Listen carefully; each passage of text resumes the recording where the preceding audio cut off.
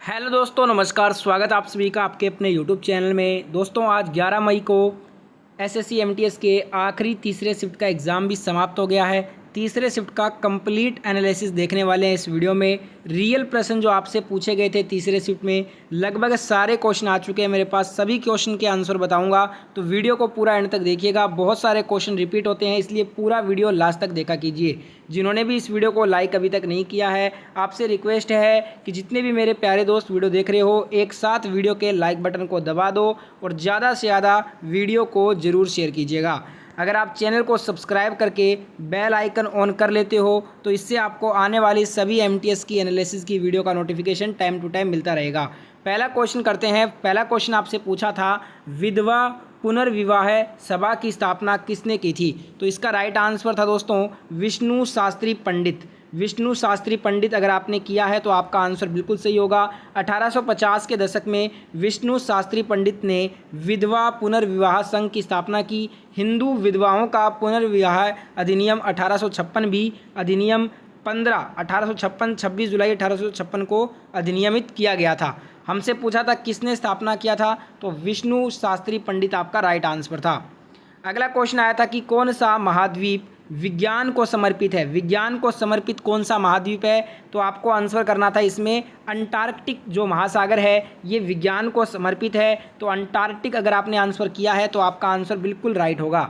अगला question current affair का आया कि 2022 में कॉमनवेल्थ जो गेम्स हुए वो कहाँ पे हुए थे? जो राष्ट्रमंडल खेल खेले गए थे साल 2022 में, ये दोस्तों 28 जुलाई से 8 अगस्त के बीच में इंग्लैंड देश के बर्मिंघम शहर में आयोजित हुए थे। तो इंग्लैंड का बर्मिंघम आपका राइट आंसर था। अगला क्वेश्चन आया था कि भारत के संविधान में मूल अधिकार किस भाग में है? ये क्वेश्चन रिपीट हुआ है इस एग्जाम में, और इससे पिछले वाला क्वेश्चन भी रिपीट हुआ है। क्वेश्चन हर शिफ्ट टू शिफ्ट रिपीट हो रहे हैं, इसलिए बोला करता हूँ लास्ट तक हर क्वेश्चन को पूरा देखा कीजिए, क्योंकि हो सकता है आपके शिफ्ट में ये क्वेश्चन रिपीट हो जाएं। क्योंकि जब अब तक जितने भी शिफ्टों में पेपर हुआ है, हर शिफ्ट में 4 से 5 क्वेश्चन पीछे वाले शिफ्टों से ही डिट्टो पूछे जाते हैं। ठीक है, भारत के संविधान में मूल अधिकार किस भाग में है? तो आप कहोगे भाग 3 में है। और अगर आपसे अनुच्छेद पूछ ले तब आपका आंसर होगा अनुच्छेद 12 से 35 में आपको ये मिलता है मूल अधिकार, जिसमें पहले तो 7 मौलिक अधिकार थे, पर इनमें से संपत्ति का अधिकार जो था ना, उसे 44वें संविधान संशोधन के द्वारा हटा दिया गया और वर्तमान में केवल 6 मौलिक अधिकार बचे हैं।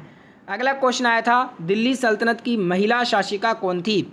और ये भी रिपीटेड सवाल है आपका, तो रजिया सुल्ताना इसका राइट आंसर होगा। ठीक है, इनका जन्म 1205 में हुआ था और ये दिल्ली सल्तनत पर राज करने वाली पहली महिला मुस्लिम शासिका और अंतिम महिला शासिका भी यही थी। तो रजिया सुल्ताना आपका राइट आंसर था। अगला क्वेश्चन आया कि इंडिया का सबसे पुराना जो जॉइंट स्टॉक बैंक है वो कौन सा है?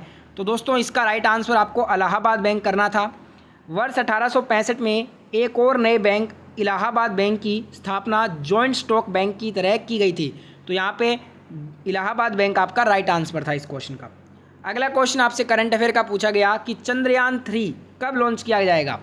अब आपने चंद्रयान 1 और 2 तो ज़रूर पढ़ा होगा, पर चंद्रयान 3 को भी 2022 में लॉन्च किया जाना था, पर इसे लॉन्च नहीं किया गया क्योंकि आपको पता है कोविड की वजह से बहुत सारे काम जो है वो पोस्टपोन कर दिए गए थे।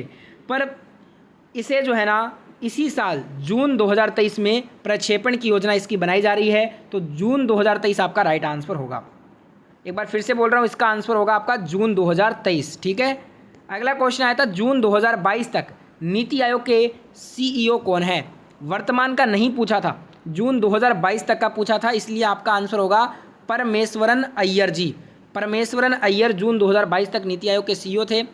वर्तमान में कौन है? वर्तमान में केंद्र सरकार ने नीति आयोग के मुख्य कार्यकारी अधिकारी यानी कि सीईओ के तौर पर BVR सुब्रमण्यम की नियुक्ति को मंजूरी दी है। तो वर्तमान में अगर आपसे पूछे नीति आयोग के सीईओ तो आप कहोगे BVR सुब्रमण्यम। हमसे पूछा था जून 2022 तक का, तो परमेश्वरन अय्यर हो जाएगा। ठीक है, अगला क्वेश्चन आया था पल्लव वंश का अंतिम शासक कौन था?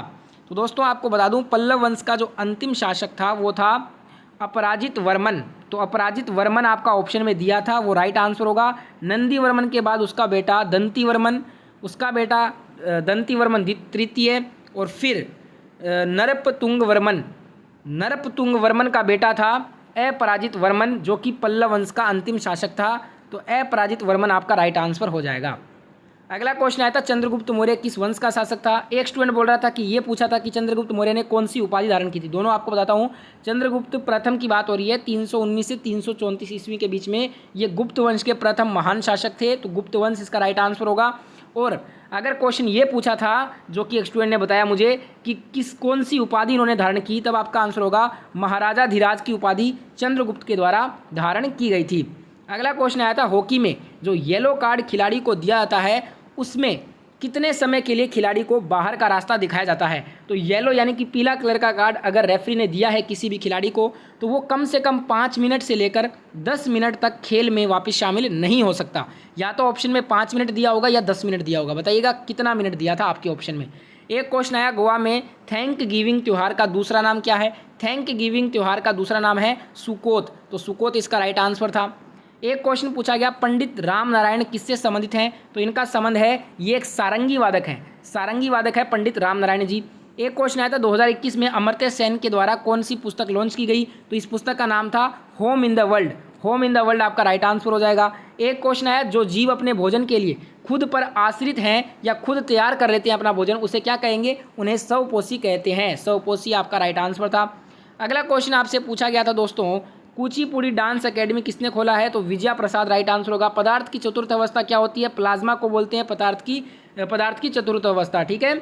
अगला क्वेश्चन आता है कुचिपुड़ी नृत्य 1998 में पद्म भूषण पुरस्कार किसे मिला, तो गुरु वेम्पति चिन्ना सत्यम को कुचिपुड़ी नृत्य के लिए 1998 में पद्म भूषण पुरस्कार दिया गया था।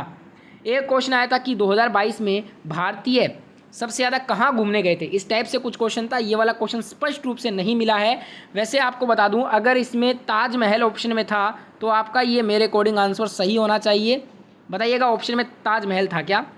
एक क्वेश्चन आया कि हड़प सिद्धांत यानी कि डॉक्ट्रिन ऑफ लैप्स लागू होने के समय जब लागू हुआ था ये, तो उस समय गवर्नर जनरल कौन थे, लॉर्ड डलहौजी थे। और लॉर्ड डलहौजी ने ही हड़प सिद्धांत नीति को लागू किया था। हड़प नीति के तहत पहला जो शहर हड़पा गया था वो सितारा था।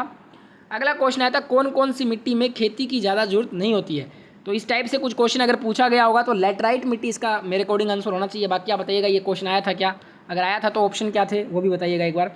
2022 में निम्नलिखित में से किस स्थान पर पर्यटक सबसे ज़्यादा गए, तो मैंने आपको भी बताया ये आपका डिपेंड करता है। अगर ऑप्शन में ताजमहल था तो आपका आंसर बिल्कुल सही होगा। ये सारंगी वादक के रूप में कौन जाना जाता है, उस्ताद बूंदू खान भी जाने जाते हैं सारंगी वादक के रूप में। ये ऑप्शन पे आधारित हैं। लास्ट के कुछ क्वेश्चन स्पष्ट नहीं मिले हैं, जिनको अच्छे से याद है कमेंट में एक बार बता दीजिएगा मुझे।